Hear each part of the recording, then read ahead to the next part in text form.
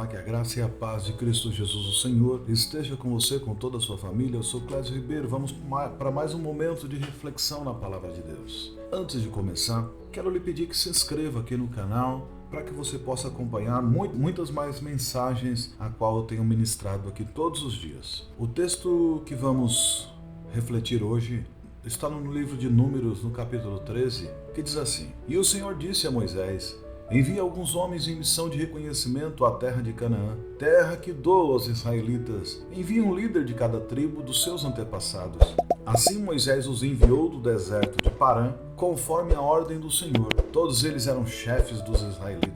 E aqui o texto diz os nomes deles. São esses os nomes: da tribo de Ruben foi Samua, filho de Zacur; da tribo de Simeão, Safate, filho de Ori; da tribo de Judá foi Calebe, filho de Jefoné; da tribo de Sacar foi Gigeal, filho de José; da tribo de Efraim, Oséias, filho de Num; da tribo de Benjamim foi Paute, filho de Rafu; da tribo de Zebulon, Gadiel, filho de Sode; da tribo de José, isto é, da tribo de Manassés, Gade, filho de Suzi; da tribo de Dan, Amiel, filho de Gemali; da tribo de Aser, Setur, filho de Micail; da filho de Naphtali, Nabi, filho de Vofsi; da tribo de Gade, Guel, filho de Maqui. São esses os nomes dos homens que Moisés enviou em missão de reconhecimento no território. A Oséias, filhos de Num, Moisés deu o nome de Josué. Quando Moisés os enviou para observarem Canaã, disse: Subam pelo Negueb e prossigam até a região montanhosa. Vejam como é a terra, se seu povo vive lá é forte ou fraco, se são muitos ou poucos. Se a terra em que habita é boa ou ruim, e se a cidade em que vivem são cidades sem muros ou fortificadas. Se o solo é fértil ou pobre, se existem ali florestas ou não. Sejam corajosos, tragam o fruto da terra. Era a época do início da colheita de uva. Retornando, subiram do Negueb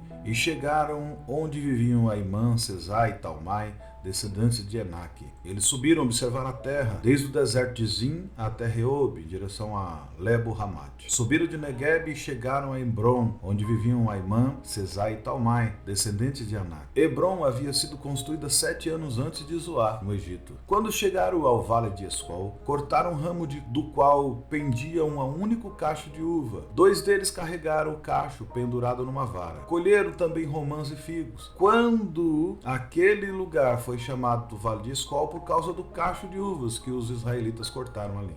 Ao fim de 40 dias, eles voltaram na missão de reconhecimento daquela terra.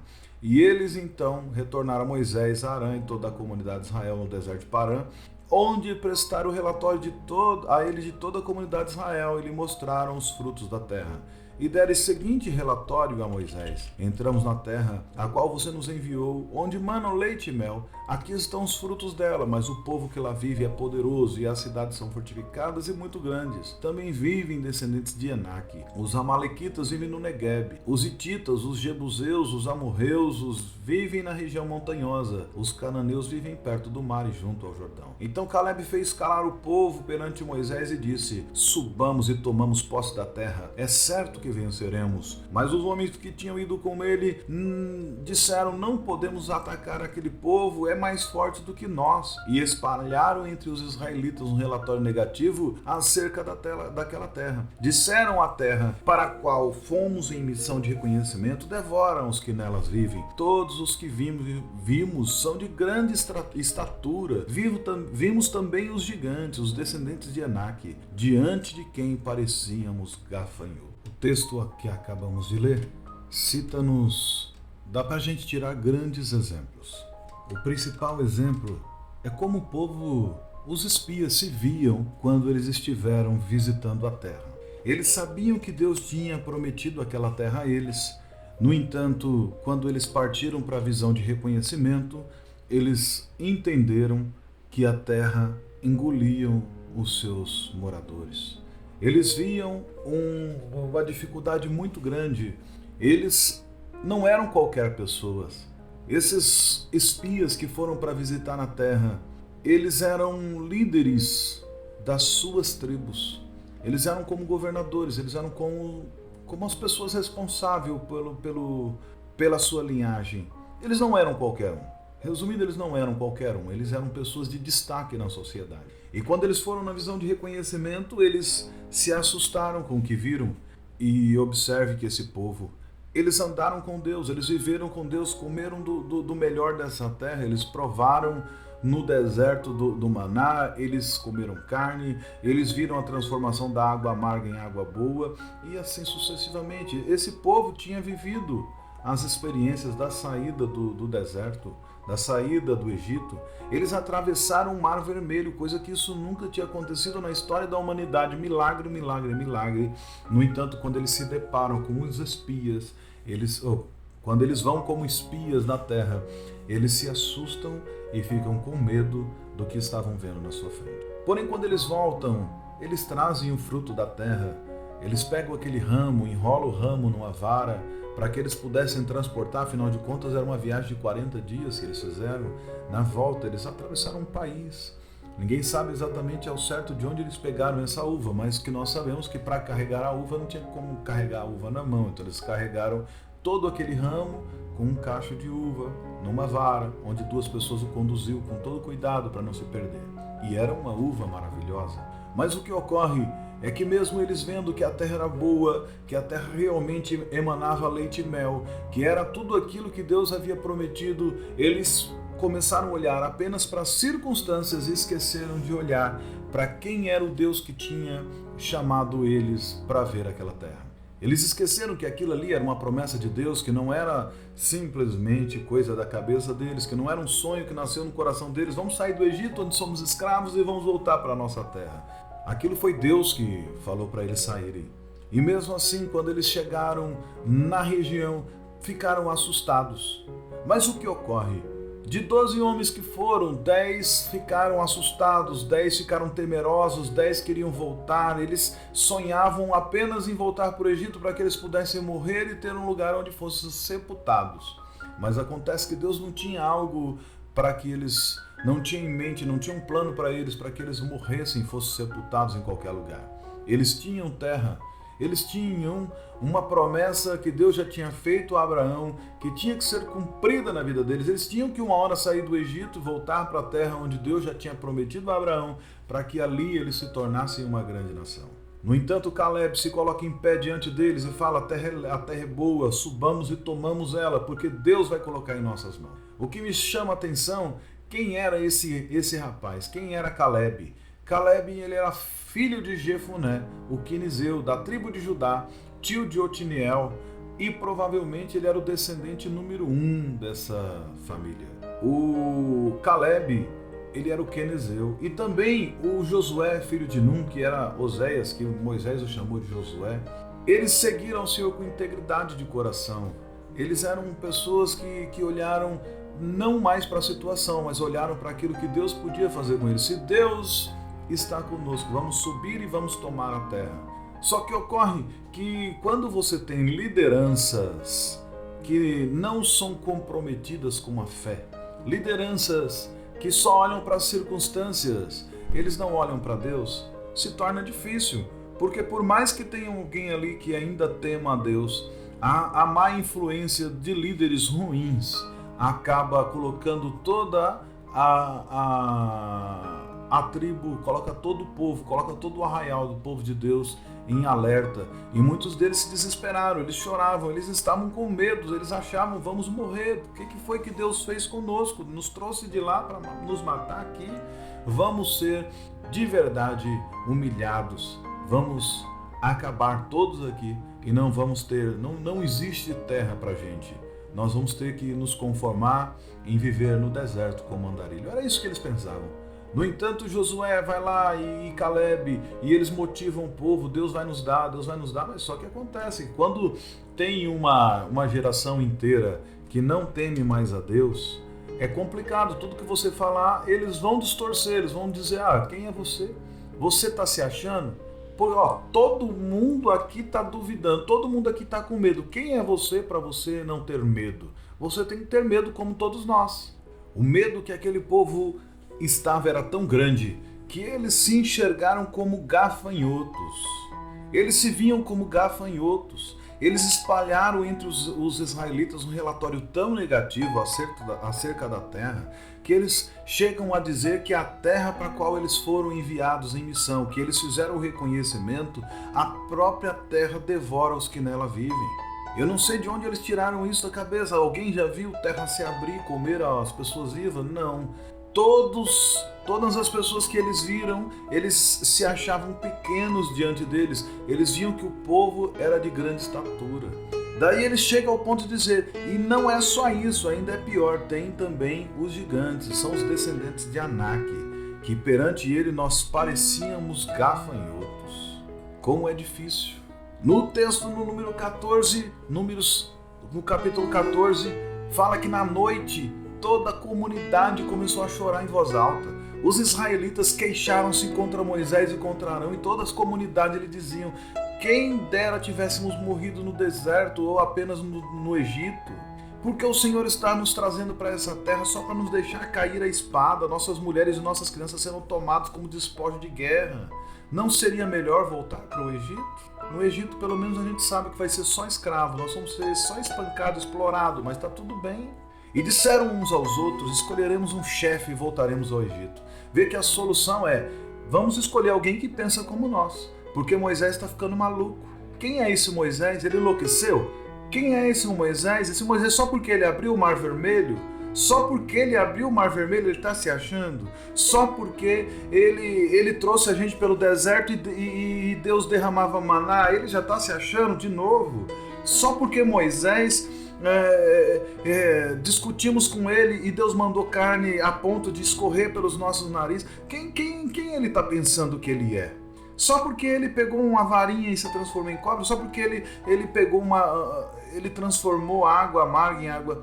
Só isso. Só porque ele vive os milagres de Deus e nós não vivemos só por causa disso, ele acha que ele é melhor que nós? Ele não é melhor que nós, vamos escolher outro conforme a nossa imagem e semelhança. É assim que tem acontecido nos dias de hoje.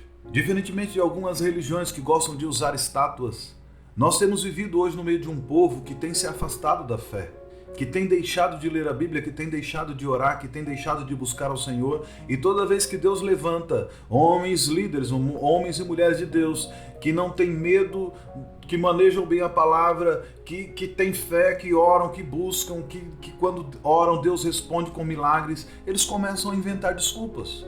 Quem é esse aí? Ele está pensando que ele é quem? Só porque ele faz uma oraçãozinha e Deus faz alguns milagres, só porque ele prega mais bonito que a gente, só porque quando ele fala a gente até se arrepia, só por causa disso? Não, vamos levantar um homem vamos escolher um líder segundo a nossa vontade, que pensa como a gente, para que a gente possa caminhar. É assim que tem acontecido. Por que vocês acham que hoje tem proliferado a quantidade de pessoas e de grupos que pensam semelhantes? Nós somos o povo de Deus que nós temos que nos conformar conforme a palavra de Deus. Nós não podemos nos moldar ao padrão do mundo. E o padrão do mundo é o que os 10 espias fizeram.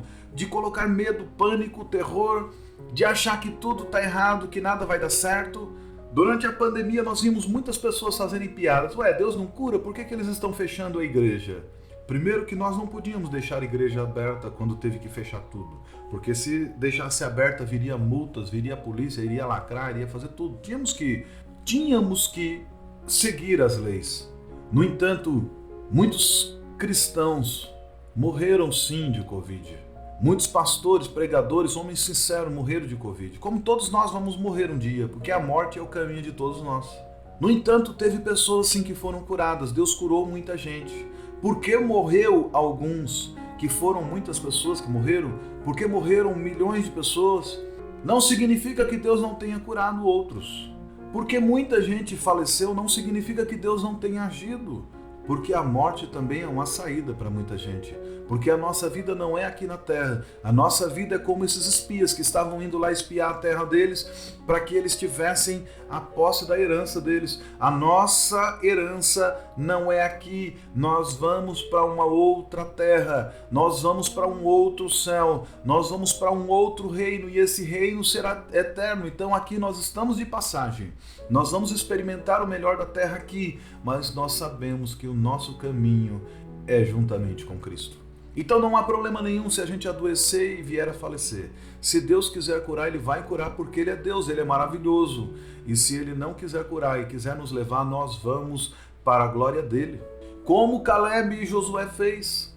se levantou contra a liderança que estava corrompida, a liderança que estava com medo, e eles se posicionaram, e eles falaram, e eles tentaram convencer. No entanto, o povo estava irresoluto, eles não queriam ser convencidos, eles queriam mesmo chorar. Moisés e Arão prostraram seus rostos em terra diante de toda a assembleia e os israelitas, depois que esse povo falou que iriam escolher um outro chefe para que eles voltassem ao Egito. Josué e Calebe, dentre os que haviam observado a terra, foram os que rasgaram suas vestes com ar de humilhação. E disseram para toda a comunidade dos israelitas: a terra que percorremos em missão de reconhecimento é excelente. Se o Senhor se agrada de nós, Ele nos fará entrar nessa terra onde mana leite e mel e nos dará. Somente não sejam rebeldes contra o Senhor e não tenham medo do povo da terra, porque nós o devoraremos como se fossem pão. A proteção dele se foi, mas o Senhor está conosco, então não tenha medo. Mas a comunidade toda desejou e tentou até apedrejá-los. Então a glória do Senhor apareceu e todos os israelitas da tenda do encontro. E o Senhor disse a Moisés: até quando este povo me tratará com pouco caso? Até quando se recusará a crer em mim, apesar de todos os sinais e maravilhas que realizei entre eles? Eu os ferirei com praga e os destruirei, mas farei de uma nação maior e mais forte do que eles. Moisés, nesse momento, disse ao Senhor: então os egípcios ouvirão que pelo teu poder fizeste esse povo cair dentre eles. E falarão disso aos habitantes da terra, e eles ouvirão que tu, ó Senhor, está com esse povo e que te vem face a face, e que a nuvem paira sobre eles, e que vai adiante deles numa coluna de nuvem de noite e de fogo de noite. Se exterminares este povo, as nações que ouvirem falar do que fizeste dirão: o Senhor não conseguiu levar esse povo à terra que ele prometeu em juramento, por isso os matou no deserto. Mas agora que a força do Senhor não se manifeste segundo como prometeu. Queridos, esse aqui é o maior exemplo que vale a pena a gente dedicar uma vida em oração.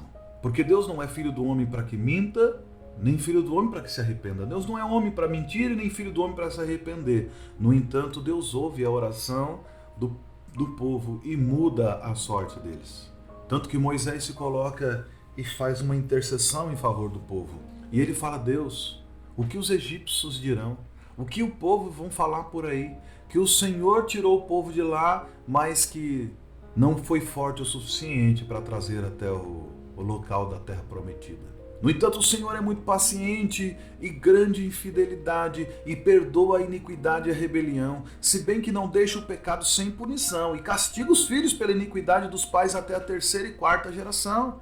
Segundo a tua grande fidelidade, perdoa a iniquidade desse povo, assim como tem perdoado desde que saíram do Egito até agora.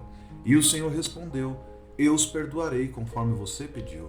Observe, irmãos, tem muita gente que usa esse texto de Números 14 para falar que tem que fazer quebra de maldições, porque Deus visita o pecado do pai nos filhos até a terceira e quarta geração. Mas tudo isso, quando você verdadeiramente tem uma entrega total a Cristo, quando você entrega a sua vida 100% a Ele, quando você confia nele, quando você se dedica a Ele, que você é liberto, tudo isso é morto na cruz. Tudo isso você deixa com Cristo. E Deus o perdoa, conforme fez com esse povo aqui. No entanto, desses que saíram do Egito, somente Josué e Calebe conseguiram entrar e tomar posse da terra a qual Deus prometeu a eles. Ali mesmo, Deus fala com Moisés e com Arão: até quando essa comunidade ímpia se queixará contra mim? Tenho ouvido as queixas desses israelitas murmuradores. Diga-lhes: juro pelo meu nome, declara o Senhor, que farei a vocês tudo o que pediram.